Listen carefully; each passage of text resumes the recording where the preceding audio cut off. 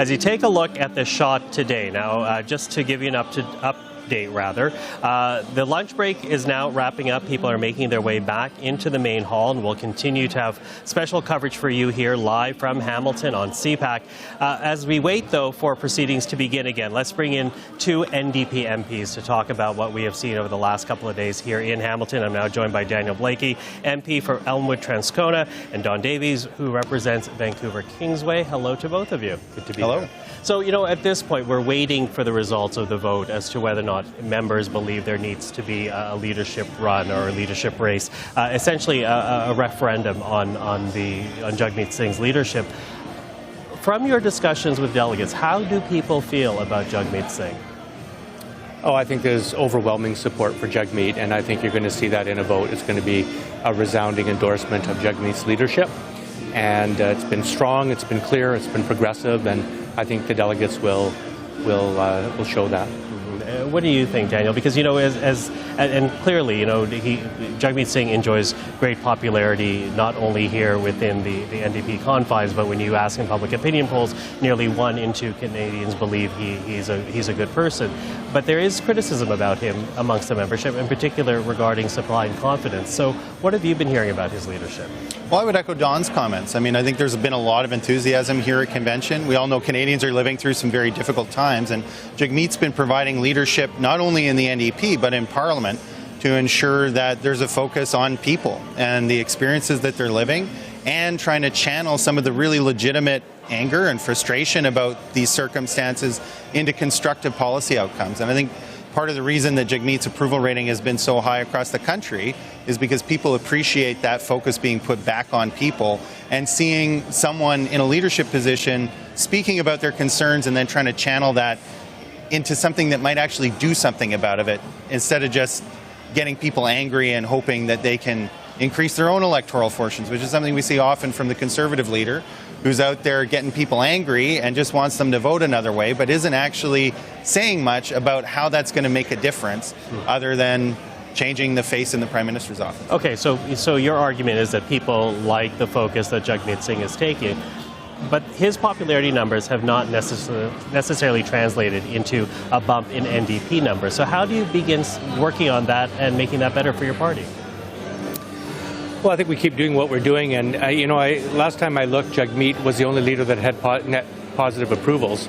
I know the NDP universe, the number of Canadians that are willing to look at the NDP as a vote is grown over the years. So I think we're well positioned. You know, how do we do it? I think 2023 is going to be a pivotal year for us and for Canadians, because many of the most important items in the confidence and supply agreement will come to fruition starting later this year and into 2024, like dental care, like pharmacare, hopefully, like the anti-scab legislation. These are key NDP demands that we forced the Liberals to agree to, but have not yet come to fruition. So when those come into play and people see what Jagmeet Singh and 25 NDP MPs have been able to accomplish for them in this Parliament, I think you're going to start seeing the numbers reflect that. Okay, you mentioned pharmacare, and of course you're much involved in that process. So I have to ask you, where do things stand? Because there hasn't seemed to be much progress in the last couple of months, and yet the supply and confidence agreement says that legislation must be introduced before the end of this year. So where do things stand right now? Well, right now the ball's in the Liberals' court. I mean, I and the NDP have been extraordinarily clear. We couldn't be clearer in what we want. You know, we want single-payer pharmacare. That's pharmacare delivered through our public system. Why? Because everybody comes to that conclusion, including the Hoskins Advisory Council, which Prime Minister Trudeau appointed to advise him. And the ball's in the Liberals' court. And we're going to keep working, doing everything we can, working as hard as we can to bring home the only correct delivery method for pharmaceuticals for the 8 million Canadians that don't have it. And the Liberals, really, they have a lot to answer for, because they've been balking at that, and it's time that they came clean with Canadians about whether they'll do the right thing or if they're going to keep delaying. Okay, just so we're very clear then, from what you're saying, the hold-up is what, Liberal opposition to a single-payer system? Yeah, they tabled legislation to us, and it did not commit to a single-payer model. I said that publicly. I said that privately. I told them it's a red line for us. It's the only way that you're going to get every Canadian covered, and we're going to save the billions of dollars that we need to save in this wildly escalating cost driver of healthcare. Do you know we spend as much money on pharmaceuticals as we do on doctors in this country? So on economic grounds, on clinical grounds, on ethical grounds, single-payer pharmacare is the way to go. And I've expressed that to Minister Holland. He's coming back to me next week with his answer on that. And we're going to keep pressing as hard as we can to force Liberals to do not only the right thing, but what they've promised Canadians they would do. Okay, so pharmacare, clearly a priority for your party and a key part of the supply and confidence agreement. But when you actually speak to the NDP members that are gathered here, Daniel, are you finding yourself having to defend that agreement to them? No, that's not what I've found this weekend. I think a lot of people get why we did what we did, that it comes out of a focus on people. I think there's a lot of people here and and just like caucus members who have a lot of skepticism about the Liberals and their promises. But our job is to try and get things done for people. And so we didn't go into the supply and confidence agreement with any kind of naivety. We went in there with a really strong determination to get this government to do things that would make sense for people. Dental is one of those examples. Pharmacare is another. And our approach has been, because, you know, there's a lot of talk about how do you make things more affordable for people. We've talked on groceries, for instance, by having an excess profit tax that says, look, if you're going to get gouged at the grocery store, we want to send a message to those companies. They're not going to get to keep that money. Conservatives say, oh, when you raise taxes, that get passed on to the consumer. But what they don't say is that when you cut taxes, companies raise their prices in order to get a piece of that action as well. Our focus, whether it's on dental, pharmacare, childcare is another example, is to try and control the cost of things that we can't do without. Because when you do that, that's how you actually create room in Canadians' household budgets. We're seeing the success of that on childcare. Don and I both ran in 2015 on a national childcare program. The Liberals said that was ridiculous. It was never going to happen. They came around because we didn't give up. We're not giving up on pharmacare. We're going to deliver a dental care program in the beginning of next year. And that's how we're going to actually help reduce costs in a way that can't just be passed back on to the consumer through higher prices. And that's why I think it's a winning strategy on affordability to work collectively to find a way to supply the things that Canadians need in a way that actually controls the price through collective action. Okay, now if the red line of pharmacare is single-payer system, does that mean that if the Liberals do not meet that before the end of the year, the agreement is over? Is your party willing to walk away from this agreement if they don't give you what you're asking for in pharmacare? Well, I don't think we're at that point yet. You know, we're still in negotiations and discussing that with the government.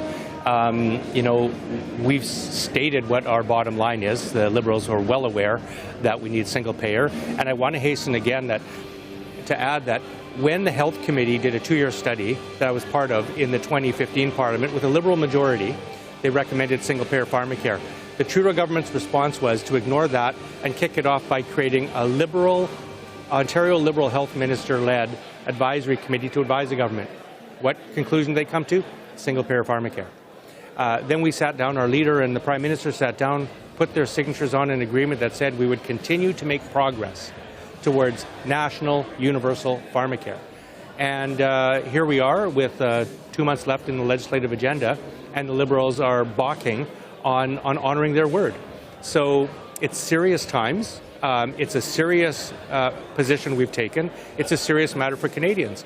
And, you know, when we're a G7 country and you've got 8 million Canadians that have no prescription coverage and millions more that have some, but it's inadequate, and thousands of Canadians die every year simply because they don't get access to their medication, the NDP is not giving up on them.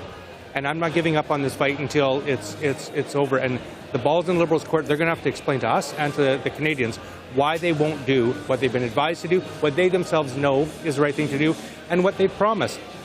The consequences of that, I think, remain to be seen.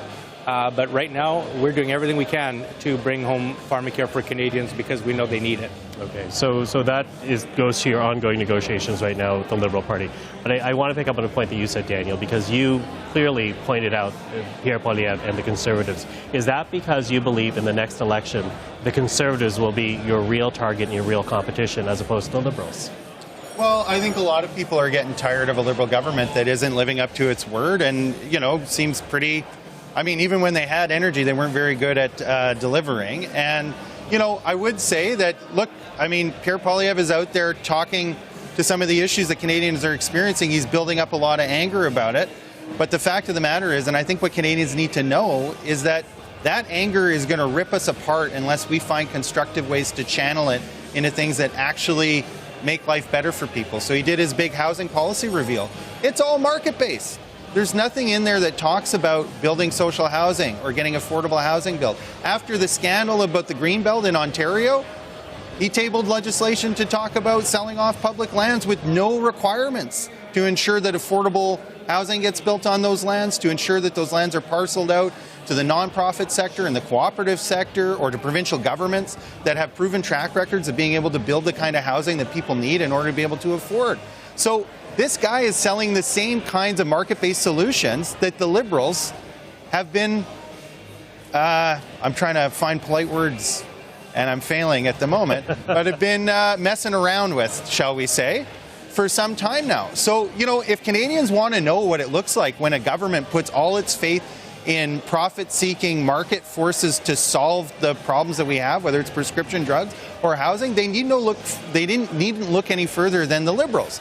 The problem with the Liberals is they talk a good game on having progressive policy and putting other things in place, but they actually just leave it to the market. So a guy who's really excited to say, hey, we're going to leave it all to the market, isn't actually going to solve the problem. And so, yes, we are trying to talk to Canadians about that and try and propose what we believe are real solutions on housing, proven solutions, because for decades, the federal government had a robust national housing strategy.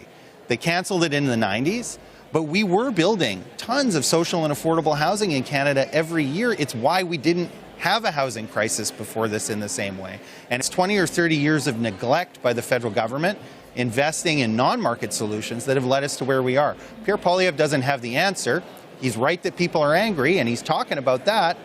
But if we're not going to elect people who actually have ideas about how to solve the problems, after a Pierre Poilievre government, we're going to be in the same place except worse. So it's time to start actually working on the solutions, and that means having an NDP government led by Jagmeet Singh.